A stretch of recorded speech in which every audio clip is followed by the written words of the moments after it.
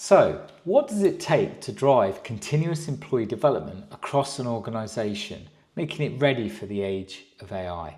Well, let me show you how our customers and partners do this. Firstly, you start off with an integrated competency framework. Now, this is not the same as a standard old school Excel-based framework. This one is systemized and integrated into your business workflows. The competency framework itself contains all of the roles in the organisation fully described, along with any succession roles which can be connected to create your career pathways. Now, each role has a number of skills, both role-based and behavioural, and competency levels at each stage.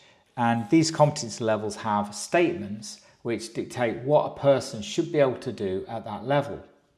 So once you have this integrated framework in place, you can then layer on top one-to-ones. And each one-to-one can have a skills assessment. And the great thing about having a skills assessment as part of a one-to-one is it makes it more meaningful for the employee, and it gives the organisation real-time feedback on skills gaps. Because we already know what skills and levels are required for the role, you can then see those skills gaps when the person's been assessed. And if you then have training connected, you can then connect the relevant training to the skills gap in order to fill that gap. After the training, you can also have a validation objective set to make sure the employee can do the training. Now, performance can also be added on as well, and that's important because by connecting performance, day-to-day performance with objectives and reviews, along with development, you get a better experience, plus you can do better succession planning.